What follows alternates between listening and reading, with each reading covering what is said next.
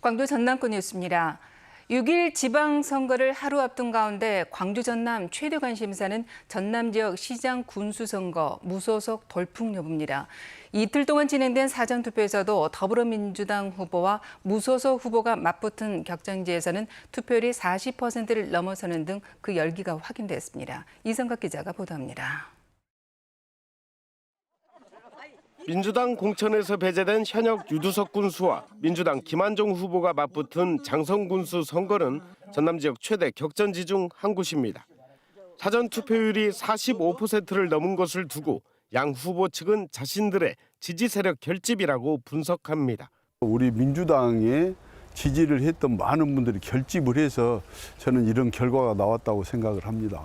저희들은 확실히 승리한다고 저희는 믿고 있습니다. 공천 과정에 있는 그 파문에 대해서 민심의 어떤 반영이 아니겠습니까? 무소속 지지자들이 그 결집이 됐다고 봅니다.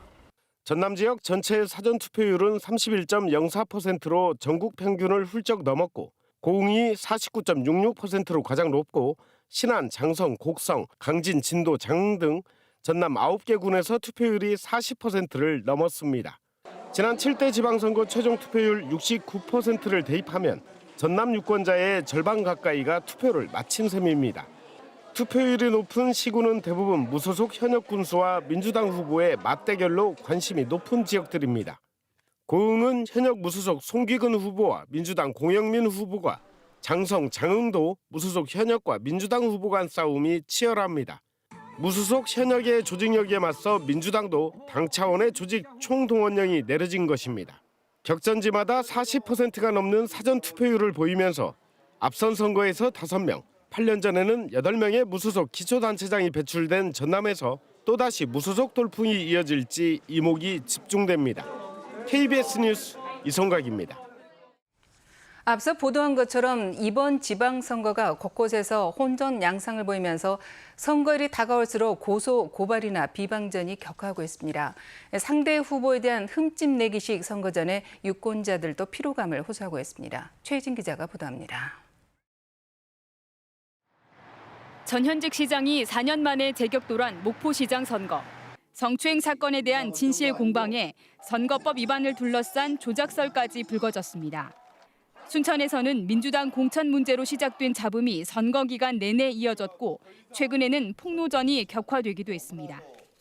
담양에서는 군수 후보의 선거운동원이 유권자들에게 현금을 제공하려다 경찰에 붙잡히는 등 선거일이 다가올수록 곳곳에서 금품 선거 의혹도 잇따랐습니다.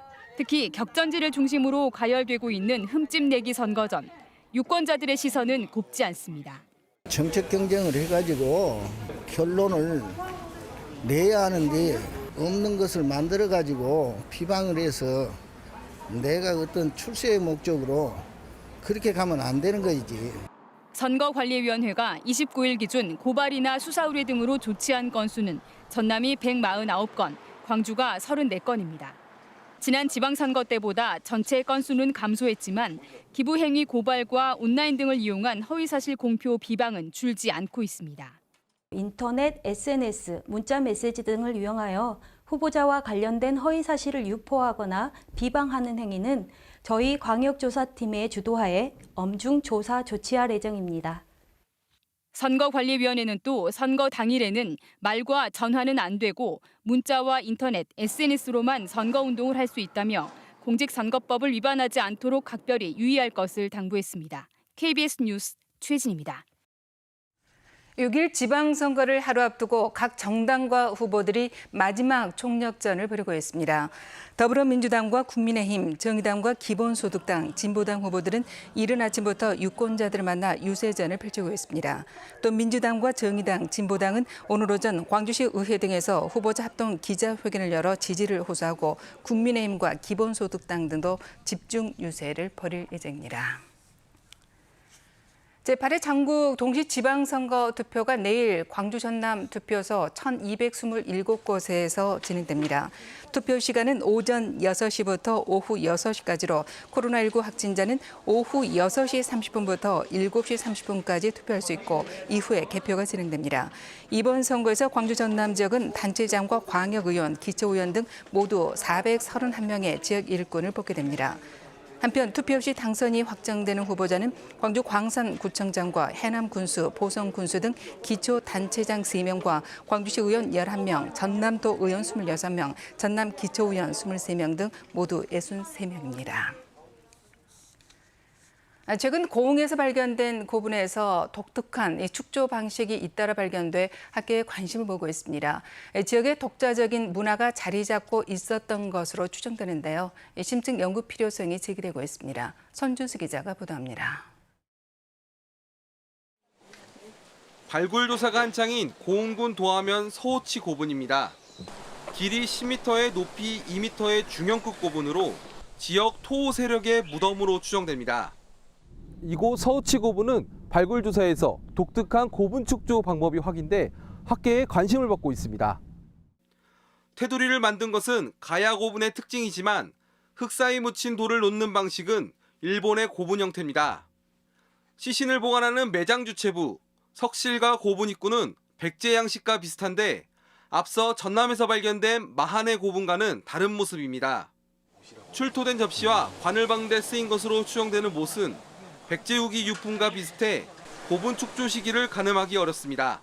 이와 같은 양상들이 다른 지역에서 확인된 바가 없고 이번에 두 기의 고분에서 확인됐다는 점은 분명히 고흥군 일대의 어떤 고분 축조 방식에 있어서 특징적인 부분이라고 할 수 있겠습니다.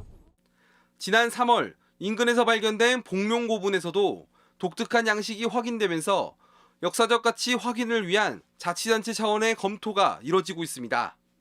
발굴 조사를 토대로 고흥 지역의 독자적인 고분 축조 양식과 대외 교류 양상을 밝힐 수 있는 전문가 학술대회를 개최를 고려하고 있습니다. 고흥군은 또 고흥에만 최대 200여 개의 고분이 분포해 있을 가능성이 있다는 연구기관의 주장을 토대로 지역 독자문화 탐구를 위한 지원 방안을 강구할 계획입니다. KBS 뉴스 손준수입니다. 고 정동년 5.18 기념재단 이사장의 발인식이 오늘 엄수됩니다.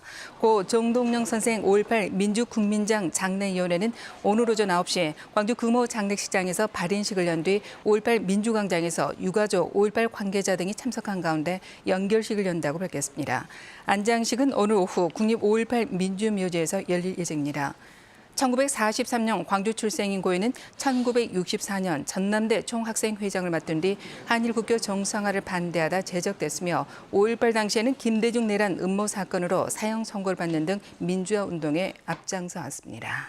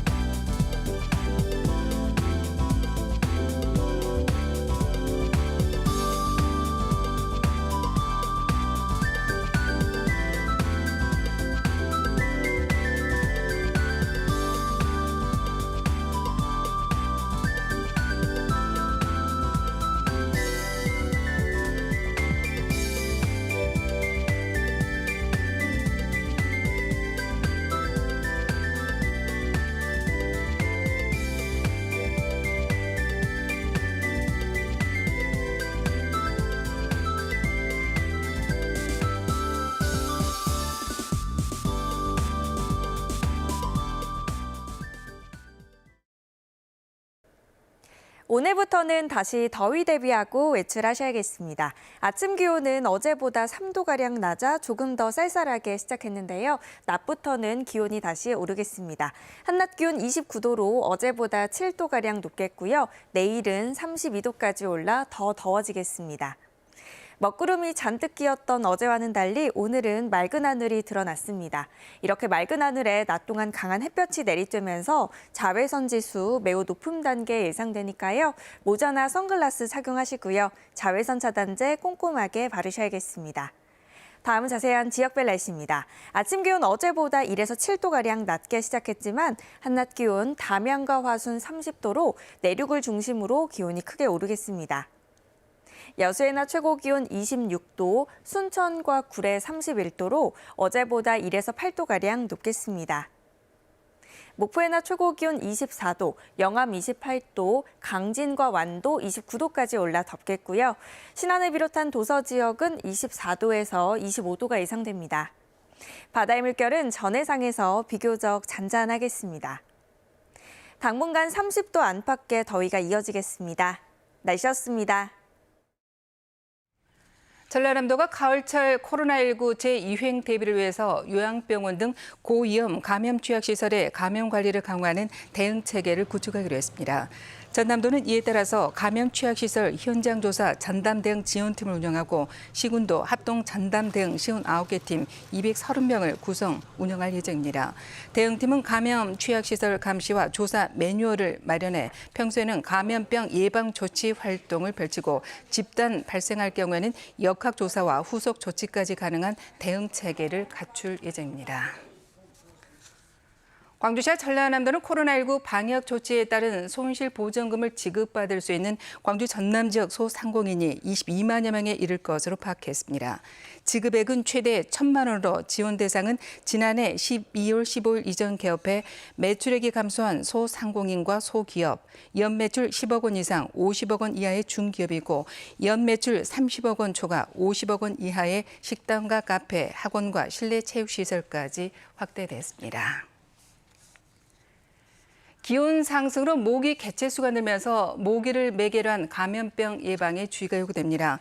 광주시 보건환경연구원은 최근 도심숲과 호수공원 등에서 모기 개체수를 조사한 결과 지난달 28마리에서 이달에는 461마리로 증가했다며 모기를 매개로 한 일본 내염 바이러스에 감염되지 않도록 주의할 것을 당부했습니다. 최근 4년 동안 전국의 일본 내염 환자 수는 81명으로 광주는 9명이 감염됐습니다. 전라남도와 목포시는 정부의 친환경 선박 혁신 기술 개발의 핵심 과제인 전기 추진 시스템 시험 평가와 무탄소 연료 선박 기술 개발 사업에 선정됐다고 밝혔습니다. 이에 따라서 목포 남항을 중심으로 앞으로 10년 동안 국비 324억 원이 투입돼 친환경 선박 실증 기술 기반이 구축될 예정입니다. 전남도는 이번 사업이 원천 기술을 공유하는 해상 풍력 발전 기자재 시험 평가 분야에도 기여할 것으로 기대했습니다. KBS 뉴스 마칩니다. 고맙습니다.